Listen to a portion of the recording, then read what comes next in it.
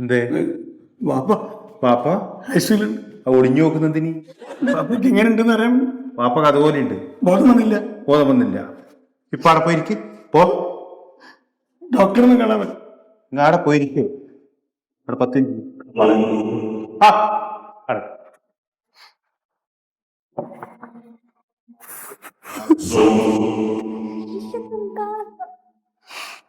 എന്താ പറ്റിയ? പാപ്പ ഐസിയില് മരിച്ച? ഇല്ല. അല്ല, വാപ്പക്ക് ഇപ്പൊ എത്ര വയസ്സായി? 73. 73 ആയ? അപ്പൊ പരമാവധി കിട്ടിയല്ല, പിന്നെന്താണ്? ഇല്ല, ഒന്നും വരില്ല. ഞാന് പറഞ്ഞേ ഉള്ളു, ഒന്നും വരില്ല കേട്ടാ. സമാധാനം. കരയില്ല സൂറ, പാപ്പക്കൊന്നും പറ്റൂല. അതെല്ലാം വിമാനം പോയിണ്ടാവും, ഡെറാഡൂണിക്ക് പോയിണ്ടാവും. ആരെങ്കിലും വരാണ്ടാ പുറത്തുനിന്ന്? ഇല്ല, വേറെ കഥ. ഇവളുടെ അച്ഛനും ICUലാണ്. ഇപ്പൊ 5-8 ദിവസമായി ഞങ്ങൾ ഇവിടെ വന്നിരിക്കണത്. അച്ഛന് വയ്യാണ്ട്, പ്രായമായിട്ട്. ഇടക്കിടക്ക് ഇങ്ങനെ ബുദ്ധിമുട്ടുണ്ടാവുമേ. അപ്പൊ ഇവിടെ കൊണ്ടുവരും, ഒരു 5-10 ദിവസം ICUയിൽ കിടത്തും, പിന്നെ ക്ലിയർ ആയി കൊണ്ടുപോകും. നല്ല ഡോക്ടറാണ്, പിന്നെ കുറച്ച് പൈസ കൂടുതലാണ്. അതിന്റെ കെയറിങ് ഇവിടെ ഉണ്ട്. ഒന്നും വരില്ല. ഇപ്പൊ ഇവള് ഒറ്റ മോളാണ് അച്ഛന്. ഇവളുടെ പേരിലാണ് എല്ലാ സ്വത്തുക്കളും. കാലശേഷവും കിട്ടുമെന്ന് എഴുതി വെച്ചേക്കുന്നത്. അപ്പൊ തീരുമാനമായിട്ട് വേണം കാര്യങ്ങളൊക്കെ ഒന്ന്. അല്ലാതെ ഒരാളുടെ കാര്യം തീരുമാനമെന്ന് തോന്നുന്നു. പാപ്പയല്ല, അച്ഛനായിരിക്കും. അച്ഛനൊന്നും പറ്റിയിട്ടില്ല, അവര് പറയും. നീ സമാധാനമായിട്ട് ഇരിക്കും.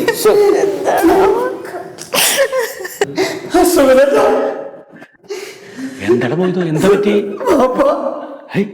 എന്റെ വാപ്പയ്ക്ക് ഒരു കുഴപ്പമുണ്ടായിരുന്നില്ലോ. ഞാൻ രാഘവനൊന്ന് സംസാരിച്ചല്ലോ രാവിലെ. എന്താ പറ്റിപ്പോ? രാവിലെ ചെറിയൊരു കച്ചറുണ്ടായി.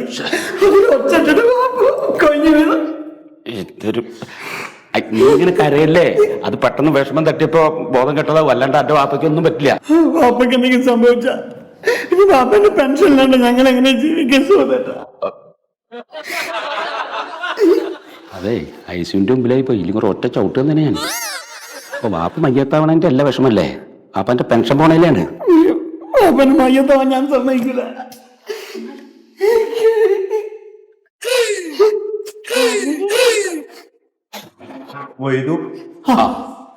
ഡോക്ടർ മന്മഥൻ സാറെ കേബിനിലേക്കൊന്ന് ചെല്ലാൻ പറഞ്ഞു. പോയിട്ടോ സൂറ അവിടെ ഇരുന്നോ? ഞങ്ങൾ പോയി അന്വേഷിച്ചിട്ടോടെ. ഇവിടെ എന്തെങ്കിലും വിളിച്ചാലും അവിടെ ഇരിക്കും. സുലോചന, നിങ്ങൾ അച്ഛന് കുഴപ്പമൊന്നുമില്ല. നാളെ വാർഡിലേക്ക് മാറ്റാം.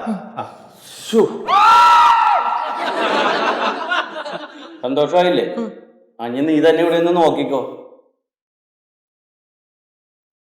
ഇനി നമ്മുടെ കാലശേഷം ഇത് കിട്ടാൻ പോണില്ല, ഇയാള് ചത്തിട്ട്. നിങ്ങളെ ഞാൻ പേഴ്സണലായിട്ട് ഇങ്ങോട്ട് വിളിപ്പിച്ചത് വളരെ ഗൗരവമുള്ളൊരു കാര്യം പറയാനാണ്. എന്താ സാർ? കോയയുടെ അസുഖം ഇച്ചിരി കോംപ്ലിക്കേറ്റഡ് ആയിട്ടുള്ളൊരു അസുഖമാണ്. അപ്പൊ മയ്യത്തായ എനിക്ക് ജീവിക്കാൻ പറ്റൂല. എന്ന് പറഞ്ഞാൽ എന്ത് ചെയ്യാൻ പറ്റും? ഈ ഭൂമിയിൽ ജനിച്ചാൽ ഒരിക്കലും മരിച്ചേ പറ്റൂ. അല്ല സാറേ, കോയക്ക് എന്താ അസുഖം? അദ്ദേഹത്തിന് MND. അതെന്താ അസുഖം? അതായത് മോട്ടോർ ന്യൂറോൺ ഡിസീസ്. തലച്ചോറ് മുതൽ പേശികൾ വരെയുള്ള നാഡീവ്യൂഹങ്ങൾക്ക് ക്ഷതം സംഭവിക്കുക. എന്റെ വാപ്പ ജീവിച്ചിരിക്കരുത്. ജീവിച്ചിരിക്കില്ലേ എന്ന് ചോദിച്ചാൽ മരണം എപ്പോൾ സംഭവിക്കുന്നു നമുക്ക് പറയാൻ പറ്റില്ല. പക്ഷേ ഈ രോഗികൾക്ക് പ്രധാനമായിട്ടുണ്ടാവുന്ന ബുദ്ധിമുട്ട് ശരീരത്തിൻ്റെ അവയവങ്ങൾ തളർന്നു പോകുക എന്നുള്ളതാണ്. അപ്പം അത് ക്രമേണ മുഖത്തെ പേശികൾ വരെ ബാധിക്കാം. അപ്പോൾ ഭക്ഷണം കഴിക്കാൻ പറ്റില്ല എന്ന് വരാം, സ്വന്തമായിട്ട് ഒരു കാര്യങ്ങളും ചെയ്യാൻ പറ്റില്ല എന്ന് വരാം. വെറുതെ ഒരു ജീവച്ഛവം പോലെ ഇങ്ങനെ ഒരാളുണ്ട് എന്നുള്ളതേ ഉള്ളൂ. അല്ല, അപ്പം അതിന് മരുന്നൊന്നുമില്ലേ? മരുന്നുകളൊക്കെ ഉണ്ട്, പക്ഷെ അത് കഴിച്ചതുകൊണ്ട് ഈ രോഗത്തിന് ശാശ്വതമായ ഒരു പരിഹാരം ഉണ്ടാവില്ല. പ്രശസ്ത ശാസ്ത്രജ്ഞനായ സ്റ്റീവൻ ഹോക്കിൻസിന് ഈ അസുഖമായിരുന്നു. മരുന്നുകൾ ഇല്ലാത്തതുകൊണ്ടാണല്ലോ അദ്ദേഹത്തിന് മരണം സംഭവിച്ചത്. ഞാൻ ജീവിച്ചിട്ട് കാര്യമില്ല.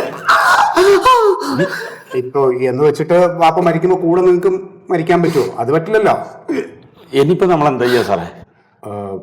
എൻ്റെ ഒരു അഭിപ്രായത്തിൽ നിങ്ങൾ അലോപ്പതിയെക്കാളും ആയുർവേദം ട്രൈ ചെയ്യണമായിരിക്കും നല്ലത്. ഈ ആയുർവേദത്തിൽ പ്രാണശക്തി എന്ന് പറഞ്ഞിട്ടൊരു ചികിത്സാ പദ്ധതിയുണ്ട്. അപ്പൊ അത് നോക്കുകയാണെങ്കിൽ ഈ രോഗി അലോപ്പതി മരുന്ന് കഴിച്ച് ജീവിച്ചിരിക്കുന്നതിനേക്കാളും കുറച്ചുകൂടെ കൂടുതൽ കാലം ചിലപ്പോൾ ജീവിച്ചിരിക്കും. അതല്ലേ സാറേ, ഈ വിരലൊക്കെ അനക്കാൻ പറ്റുമോ വാപ്പയ്ക്ക്? ചിലപ്പോൾ വിരല് പറഞ്ഞില്ലേ, ചിലപ്പോൾ പല അവയവങ്ങളും ചലിപ്പിക്കാൻ കഴിഞ്ഞെന്ന് വരാം. ചിലപ്പോൾ കുറച്ചുകൂടെ ഉണർവോടുകൂടി തിരിച്ച് വന്നെന്നും ഇരിക്കാം. അതെ അല്ലേ? അപ്പം ഞങ്ങൾ നല്ലൊരു ആയുർവേദ ഡോക്ടറെ കാണിക്കാല്ലേ? അല്ല, ഇതിന്റെ ഒരു സ്പെഷ്യലിസ്റ്റ് ഉണ്ട്, ഡോക്ടർ സത്യശീലൻ. നിങ്ങൾ അയാളെ പോയി കാണുന്നത് നല്ലതായിരിക്കും.